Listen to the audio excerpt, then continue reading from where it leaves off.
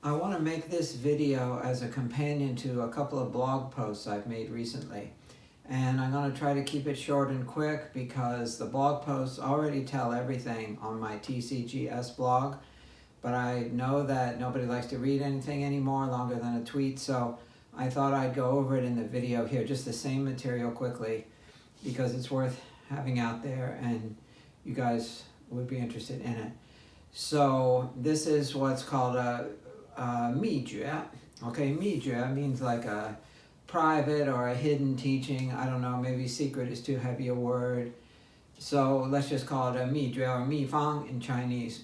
And this I call bone fu, okay, just for fun. I mean, because of the nature of it, you got to have a tag for it. So I call it that, and you can find it under that name in the blog.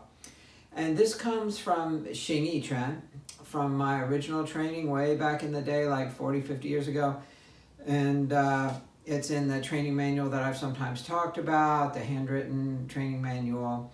And it's very interesting to work with. You do need a foundation, however, in some of the basics that I've tried to talk about through all my zillions of books and videos and blog posts and everything. So hopefully you have a little bit of that foundation. If you have no foundation at all, there's no point to watch this. Click off now. It means absolutely nothing. It's just complete bullshit to you. So forget it, okay? Go. Thanks. Out. Okay, now, whoever's left, the basics that I talk about that you'll need in order to weave this in at the top, so to speak, or sort of inject this from above, is, first of all, you've got to understand relaxation. Why is that so hard? It's not like a deep mystical thing, okay? You just need to relax, just relax, okay? Why is everybody so unbelievably tense? I still don't understand it. Why? It's just weird to me. I mean, when I teach Tai Chi and the people are in the pose and I just try to move their hand, they're like locked up. But why? There's no need for it. As Ben always used to say, if I told you guys you had to be tense all the time, and then I went around to check you, you'd all be slacking off. And I'd have to tell you, hey, you're slacking. Tense up. I told you to work harder, right? But instead, it's this bizarre reverse scenario where you're told to relax and you work harder to go against the teaching. Why? Just relax, okay? You got to have that. I think I've said it in my books once or twice. Okay, so that's one thing. The second thing that you're going to build on that is you have to have some idea and hopefully some taste, at least, just a taste of the energy architecture, the energy flow or structure of the human body that I always call ARC, A-R-C, which means accumulate or activate in the Tandan area, Dantian lower abdomen area. There's a whole lot of things you can do for that. And then rebound means slam it down to your feet. The energy slams by itself to your feet and boing, it just bounces right back up, okay? So it bounces up and refills you from below. That's the R, the rebound part of the arc. And then you're going to catch it in your hands, I say, because it flows through your upper body. Various things happen, various points and so on. But in the end, it comes to your hand and it fills out the energy really tangibly. You can really feel it. It's a real thing, okay? It fills out the meaty parts of your hand and finally everything, finger pads, all this. I've talked about in other blog posts and books. I can't just recapitulate everything now, okay? Sorry, I know I get dinged because I sometimes charge like $10 for a book or something, and people hate that and think I'm like ripping them off. Okay, so you're getting stuff for free here at least today, now, right? Bone fu. Okay, so let's assume that you have those general energetic foundational elements, okay? Then one more prerequisite is that this teaching originally was part of Xing Chuan. Now, I understand that's a very obscure art and very few people practice that in any depth, although some people have heard of it. It's a sister art of Tai Chi and also Ba Gua Zhang, the three sisters, you could say, of Nei Jia Chuan. And then there's billions and zillions of sub-styles. Who cares, right? It just goes on forever. Just wine tasting at that point. But this method did come from there originally, or at least that's how I was exposed to it, and I haven't seen it anywhere else, although God knows what's out there, but I haven't seen it. So that's the framework for it, and the best thing is if you already work Xing, then this video is like tailor-made. It's really essential for you, essential material for you. If you don't practice Xing, then just bear with this video, see it in its original matrix, and then I will tell you now, I'm telling you, okay, that everything I talk about here, even though I'm going to cast it in the original framework of Xing Chuan practice, but you can apply exactly the same concept and get exactly the same result in forms of Tai Chi or Bagua or even just daily life or any other motion you do. The nearest cousins to it would be to use, for example, Jungmann Ching Tai Chi form. You can do this throughout that form or in any static pose of that form. And it's radically effective in just the same way as I'm going to talk about it for Xing Yi Quan. And ZMQ would be good for you if you haven't learned it, because that form, above all others, will begin to make you slightly understand how tense you are and maybe nudge you toward just giving all that up. There's no need for it. And ZMQ is like genius design. It's a brilliant design for subtracting tension while keeping some notion of form, because you need to keep your mind on the game board. That's what the form is for. It's not to fight or anything. There's no effective use of any of these postures or poses. That doesn't matter. What matters is you need some arbitrary form. They call namarupa in Sanskrit. So you've got something that manifests in the world, but it's just a way to keep your attention on what you're doing rather than letting it float off and think if you left the lights on in the parking lot. Okay, so ZMQ is best for that, but then you can also use it in Chen style Tai Chi Chuan. It's absolutely fine. It'll be radically powerful there. Lao Jia Yi Lu, for example, the first routine of the old frame. And then also in Bagua. It's exactly the same in Bagua Zhang when you're circling, okay? Same thing's going to happen. The third prerequisite is within Xing Yi Quan itself, and this is how the Bon Fu method, what I'm calling Bon Fu, was introduced to me, is through the San Ti Shi posture. And that's another thing that you should learn mechanically perfect. Now, I've written a lot about some internal aspects of how to practice this San Ti Shi posture, because usually this is taught as just a stance. So it's just a stance and you get it right and you just stand there and that's it. And get it right, although there's a huge checklist of details for getting it right, but typically they are mechanical, and they are things like the relative position of your nose or your kneecap or your toes or your thumb or something. It's like it's a very visual orientation, whether your kneecap is rotated at just the right polar coordinates, that kind of thing. And then to the extent they talk about internal, it's usually in a very abstract way, like the certain number of external harmonies and internal harmonies must line up or something. It's like, what? What do you do with that? Okay, so I am going to hope that you got first of all, the physical configurational parts, which are important in the beginning, but they're fairly simple. You can even look at pictures of a great master doing it to get that.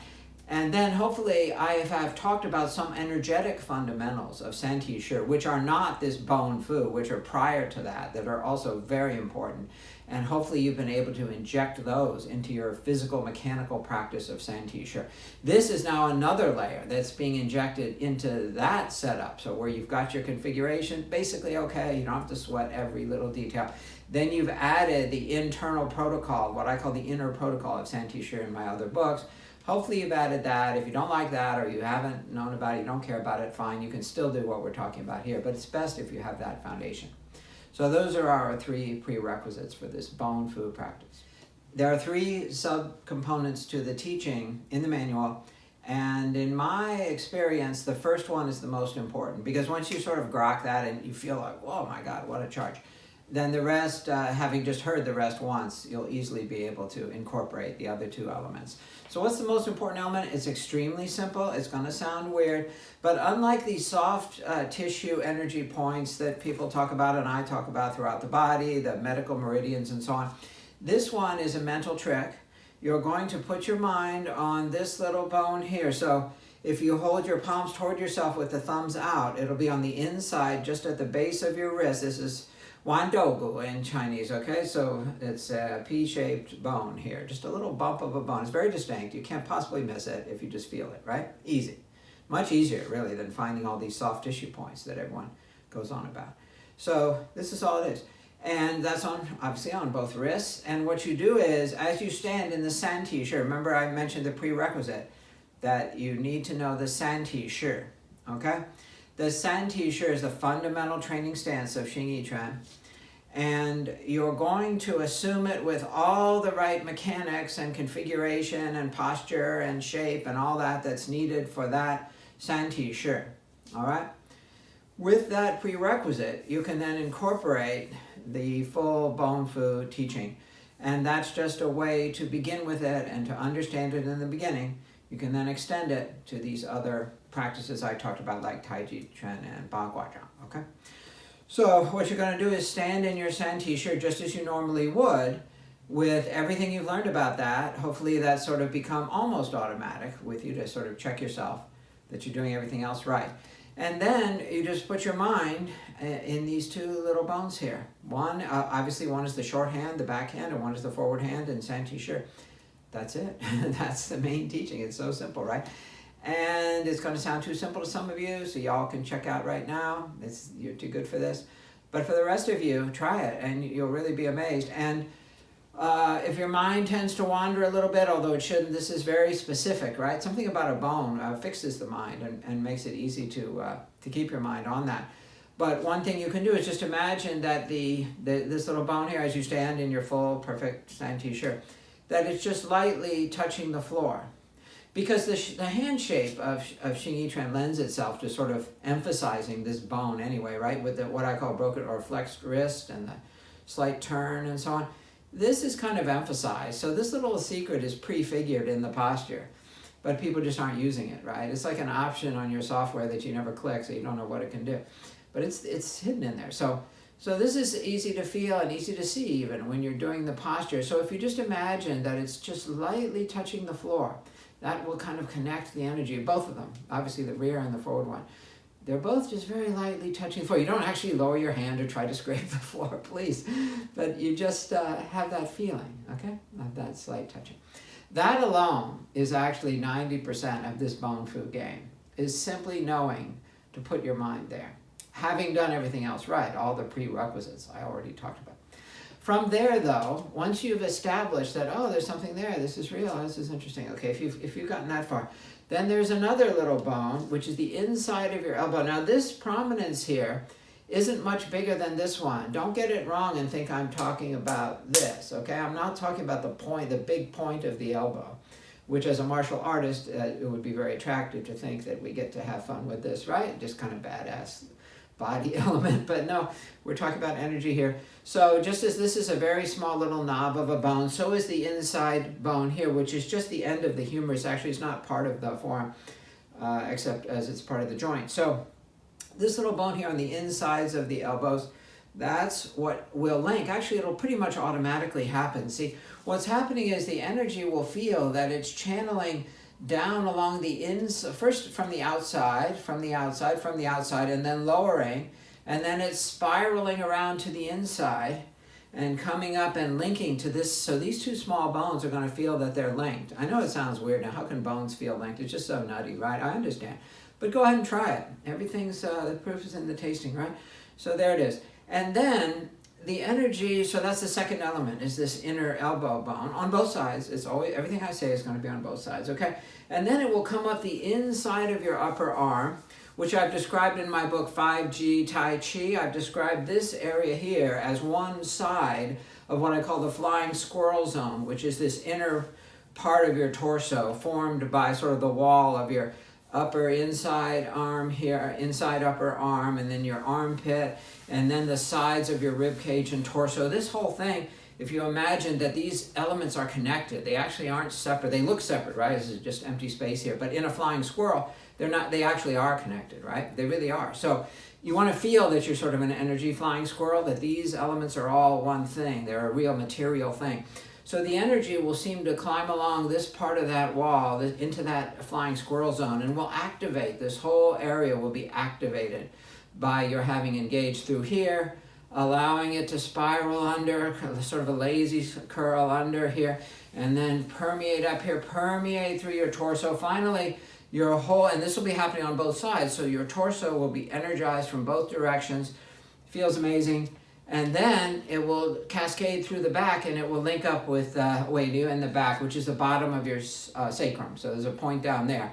And you'll feel that this, amazingly, is connected to that, which is in back of you. This is in your front, right?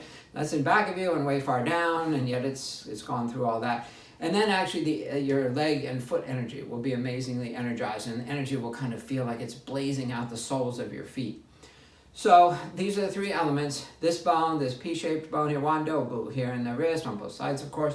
The inner elbow, that little bone, not the big point, not the big badass point that we wish it would be, but no, this is energy work, so it's just this.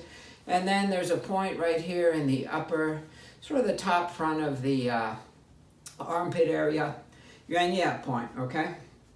and the energy will fill that, and then it will fill the whole flying squirrel zone. The two zones will coalesce, they'll link together and spark up the way you point at the bottom of the sacrum, and then bam, your whole body will just blaze out with this stuff.